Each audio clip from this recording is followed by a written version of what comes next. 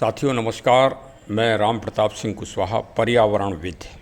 भाई पर्यावरणविद शब्द इसलिए डाल दिया कि आज विश्व पर्यावरण दिवस है और आज प्रकृति के ऊपर हमको नई जागरूकता और चेतना फैलाना है। और यही हमारे ट्रस्ट का और हमारे चैनल का, हमारी ट्रस्ट जो राम रक्षा फाउंडेशन ट्रस्ट 999 लखनऊ में रजिस्टर्ड है और जो वृक्ष और पर्यावरण और वनस्पतियों के संरक्षण व संवर्धन हेतु सतत जागरूक रहती है। तो आज हम भ्रमण पर हैं और जा रहे हैं बुंदेलखंड में एक बहुत फेमस जगह है उरई, और वहाँ पर देखेंगे कि क्या पर्यावरण की स्थिति है और क्या जागरूकता है।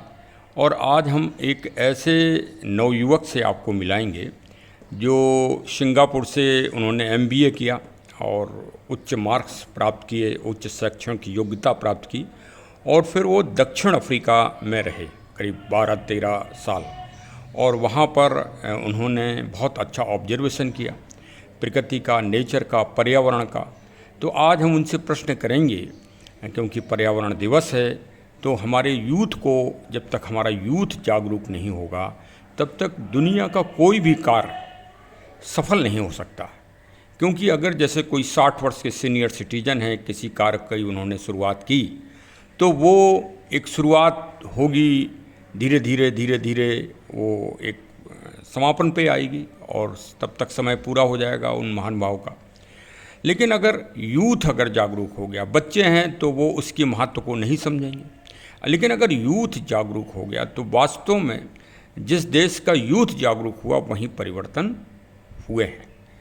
और भारत को आप विभिन्न क्षेत्रों में देखें, चाहे वो प्रगति करें, चाहे वो विकास करें, चाहे वो चंद्रमा पे शिव शक्ति की स्थापना कर दें, या अटलांटिका सागर में जाके भारत का झंडा गाड़ दें, या हिमालय की एवरेस्ट फतेह कर लें, लेकिन भारत का उन सब में उतनी गरिमामय नाम नहीं होता है जितना वनस्पति संरक्षण और नेचर के संरक्षण में भारत एक अग्रणी राष्ट्र बन सकता है दुनिया का। क्योंकि यदि भारत के इतिहास को आप उठाएं, इतिहास को देखें, तो भारत के 4 वेद हैं, और उन चारों वेदों में एक वेद जो दुनिया की सबसे बड़ी कृति, आज सबसे पुरानी कृति, आज के दिन में यूनेस्को, संयुक्त राष्ट्र संघ ने घोषित ही कर दी, अब तो कोई विवाद ही नहीं रहा। अब तो आप गर्व के साथ इस बात को कह सकते हो कि दुनिया का सबसे प्राचीनतम ग्रंथ ऋग्वेद है। तो चलिए, ये खुशी की बात है। लेकिन ऋग्वेद में भी सबसे पहले किसी भगवान की पूजा नहीं है, प्रकृति तत्व, अग्नि तत्व की पूजा है। सबसे पहला जो सूत्र है, सबसे पहले जो वंदना है, सबसे पहले जो वेद की सूक्ति है, वो अग्नि से प्रारंभ होती है। तो इसी से आप समझ लीजिए कि हमारे इधर प्रकृति को कितना महत्व दिया गया। तो आज श्री विजय प्रताप सिंह अपने निवास उरई में मिल गए हैं, राजेंद्र नगर में, जो इनके पूज्य बाबा जी श्री उदय प्रताप सिंह के द्वारा यहाँ पर बगिया एक बनाई गई थी, उसकी वो संरक्षण करते हैं, देखभाल करते हैं, एक एक पेड़ पौधे पत्तियों को साफ करते हैं। आज हम उनसे कुछ भारत के कल्चर और दक्षिण अफ्रीका के कल्चर और नॉलेज और सभी तथ्यों पर एक विस्तृत चर्चा करते हैं। साथ में प्रकृति जागरण के संरक्षण व संवर्धन हेतु वो क्या टिप्स देना चाह रहे हैं, और वो आज की तारीख में भारत में क्या काम, भारत वो वापस आ गए हैं, भारत में वो क्या काम करेंगे। तो मैंने जब उनसे प्रश्न किया तो उन्होंने कहा कि साहब, मैं वो काम करूँगा जिससे पॉल्यूशन ना हो देश में, प्रकृति का क्षरण ना हो, पर्यावरण का क्षरण ना हो। ऐसा काम हमने ढूंढा है, मंथन किया है, और अब हमने सिटी लाइफ जो ऑटो रिक्शा है, जो बैटरी से चलता है, वो हमने कार डाला है। वहाँ यहाँ एजेंसी ली है उरई में, और बघौरा रोड पर हमारी एजेंसी स्थापित हो गई है। और वहाँ इस कार को हमने इसीलिए सेलेक्ट किया है क्योंकि वो प्रदूषण रहित है। सबसे बड़ी बात यह है कि उसमें किसी तरह का पॉल्यूशन नहीं है, और वो आज के एनवायरनमेंट को बनाने के लिए, सुरक्षित रखने के लिए, क्योंकि यातायात को हम रोक नहीं सकते, यातायात हमारी जीवन शैली है, उसको हम रोक नहीं सकते, तो हमने उस कार को सेलेक्ट किया है। उस कार्य को हम कर रहे हैं। चलिए उनके व्यक्तिगत विचार हम जानने का आज प्रयास करते हैं। आज हम आ गए हैं चलते चलते श्री विजय प्रताप सिंह जी के निवास पर। विजय प्रताप सिंह एक युवा हैं और जागरूकता रखते हैं, MBA के विशेषज्ञ रहे हैं। तो आज चलिए ज़रा इनसे जानकारी ली जाए कि इन्होंने उरई में ई-रिक्शा की एजेंसी ली है, सिटी लाइफ की। तो ऐसा इन्होंने क्यों किया, और ये फॉरेन में भी रहे हैं भाई, दक्षिण अफ्रीका जो सुनते हैं तो वहाँ भी रहे हैं, तो उसके भी कुछ इनके मतलब बोल लिए जाएं। और वास्तव में इनके निवास पर हम आए हैं तो प्रकृति का अद्भुत संरक्षण मिल रहा है। नेचर का देखिए, पेड़ पौधे काफ़ी पुराने हैं, करीब 30-30, 40-40, 50-50 साल पुराने दिखाई दे रहे हैं। तो इनसे हमें ये भी पूछना है कि ये संरक्षण कब से हो रहा है और इसके प्रेरणा स्रोत और मोटिवेशन कौन हैं आपके व्यक्तित्व में। तो चलिए आज आ गए हैं। Interested to know what is the difference between Angola and Indian regarding culture. What is the benefits of Indian culture and Angola culture? You should narrate. The culture, what very good question, Chachaji. I appreciate this question. The difference I find between Indian culture and Angola culture is this: Indian culture is very vast. In difference between Angolan culture and Indian culture. Indian culture, we are too much in our country, in our soil. We are too much related to our soil and our villages and our too much our parenting and other things. In between this, I find African culture and other European culture where I visited. I find people are not that much related to our parenting culture or our soils or our villages. They are too much in their business and in their daily routine work. In between this, we Indians are doing all our works. In between we are having time to celebrate all our festivals. And then the main difference I find in India, in every month we are celebrating 2 to 3 festivals and all. But in Angolan culture and in African culture, or you should take African culture or anywhere in the world, they only celebrate 25th December. What I find over there. So what they celebrate is very little time to in a year, 2 to 3 days. But here we are celebrating, and somewhere we are relating to our villages, all other things where they are lacking. Africans are lacking in this. अच्छा, वहाँ पर आपने जैसे प्रकृति, पेड़ पौधे के संरक्षण और जड़ी बूटी आदि के बारे में भी कुछ क्या ध्यान दिया? जी, वहाँ के लोग इस तरह की जो अपने देश में जागरूकता है, वहाँ के लोग इस तरह जागरूक नहीं है कि पेड़ों का जड़ी बूटी के रूप में या उनका कहीं पूजन होता हो या वो होता हो, इस तरह से रिलेट हो। वो उसको बहुत एक सुंदरीकरण के रूप में देखते हैं कि पेड़ लगाएंगे तो हमारा घर सुंदर दिखेगा, पेड़ लगाएंगे तो हमारा बगीचा सुंदर दिखेगा। मतलब आध्यात्मिक श्रद्धा या उस तरह का उनके प्रति बहुत लगाव नहीं है। वो मतलब केवल एक ये मान लीजिए, जैसे आप अपने ड्राइंग रूम में गुलदस्ता सजाते हैं, वो इसी तरह अपने गार्डन में पेड़ सजाते हैं। उनका कोई बहुत ज़्यादा लगाव नहीं है। वहीं अपने देश में इसका बहुत ही उल्टा वो है कि हम लोग इसे आयुर्वेद में भी इस्तेमाल करते हैं। आज भी गांव में चले जाइए तो कई लोग वृक्ष के पत्ते आप देख लेंगे, दर्द हो रहा है तो इस वृक्ष के पत्ते बांध लिए, कान में दर्द है तो किसी वृक्ष का तेल लगा लिया, या माथे में दर्द है तो कोई पत्ता पेड़ का किसी का पत्ता बांध लिया। वो चीज़ें वहाँ पर नहीं है। कई चीज़ों का आपने देखा होगा, हम लोग बरगद की पूजा करते हैं, पीपल की पूजा करते हैं, तो वो सब इस तरह की चीज़ें जानते नहीं हैं। जब वो इस तरह की चीज़ें जानते नहीं हैं तो उनका पर्यावरण के प्रति उस तरह का लगाव भी नहीं है, ये हम लोगों का लगाव है। डिफरेंस बिटवीन ये है बहुत बड़ा कारण कि हम लोगों का जो लगाव है वो लगाव वो कभी नहीं पा सकते। हाँ। चलिए भाई, बहुत अच्छा आपका ऑब्जर्वेशन है। और अब भारत देश में मतलब आप प्रकृति संरक्षण और नेचर और एनवायरनमेंट का और किस तरह से आप बढ़ा सकते हैं इसको? अभी हम ये करने जा रहे हैं और आगे भी प्रयास करते रहेंगे कि जो आगे कार्य करें उसमें, और प्रकृति का पूरा ध्यान रखें, संरक्षण दें प्रकृति का, टेक्नोलॉजी रूप से अपने आप भी ध्यान रखेंगे कि अपने जो भी काम शुरू कर रहे हैं उनके आगे भी पेड़ पौधे लगा के, वृक्ष लगा के उनका सुंदरीकरण किया जाए। बहुत अच्छा। श्री विजय प्रताप सिंह को आपने सुना, उनकी भावनाओं को देखा, उनके एक समर्पण को आपने देखा कि वो प्रकृति पर्यावरण के संरक्षण व संवर्धन के लिए किस तरह से जागरूक हैं। और उनकी पीढ़ी दर पीढ़ी उनके पूज्य पिता, उनके चाचा, उनके ताऊ और उनके बाबा जी तो समर्पित ही रहे प्रकृति के, और शायद वही जीन्स या डीएनए जो कहा जाता है वो इनको भी प्राप्त हुआ है। और ये जहाँ इन्होंने एजेंसी बनाई है वहाँ भी इन्होंने पेड़ पौधे लगा रखे हैं, तो जिससे लोग आएँ एजेंसी पे और देखें और मोटिवेशन ले सकें। तो आज भारत ही नहीं या एक उरई या अयोध्या या जालौन, इससे मतलब नहीं है।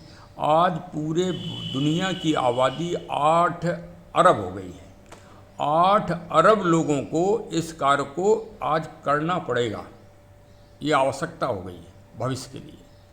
जिस तरह से हमें कल के लिए क्या खाना खाना है, इसके लिए हमने अपने घर में कलेक्शन करके रखना है, उसी तरह से हमारी जो आगे आने वाली पीढ़ी है वो 5 साल बाद किस तरह की हवा लेगी, किस तरह का पानी पिएगी, किस तरह का के फसलें खाएगी, जहर खाएगी कि रसायन से बुझा हुआ गेहूँ खाएगी, ये सब सोचना आप सबका, हम सबका एक नैतिक और एक कानूनी दांव भी है, क्योंकि भारत का संविधान भी इसमें हमें जो कर्तव्य दिए गए हैं उनसे बांधता है।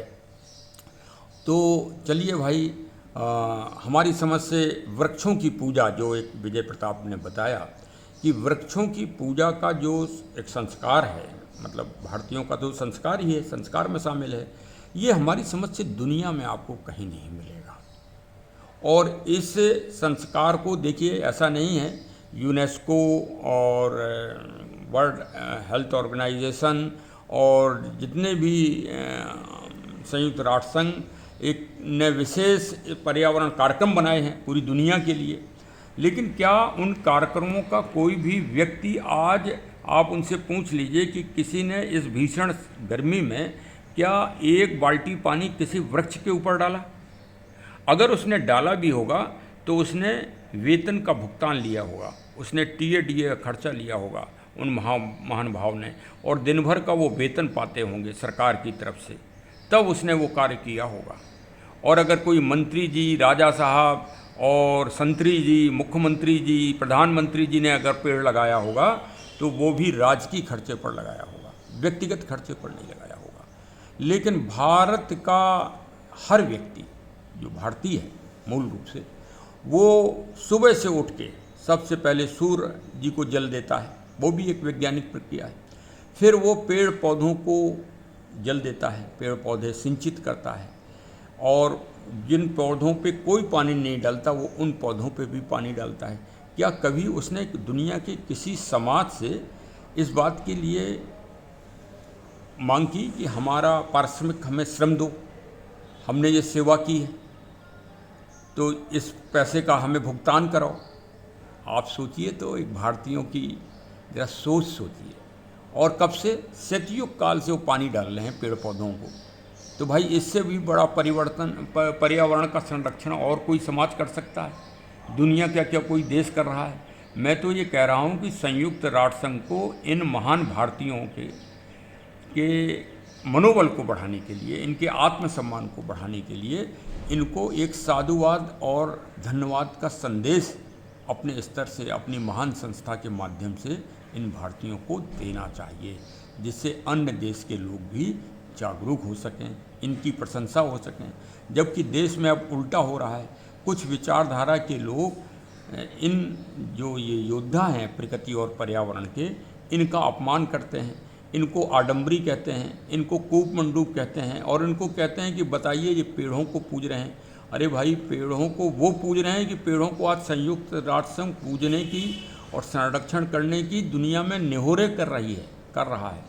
निहोरे हाथ जोड़ के कह रहा है कि भैया अब ये मरुस्थल दुनिया में मत बढ़ने दो। आज के वैज्ञानिकों के ऊपर अगर आप डिपेंड रहोगे तो आज 100 मिलियन हेक्टेयर का एक नया रेगिस्तान बन गया है इस दुनिया में।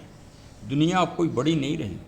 जिससे हम ये आपको ब्लॉग बना रहे हैं, 10 नंबर जो मोबाइल फ़ोन के होते हैं, इसमें पूरा ब्रह्मांड समाया हुआ है।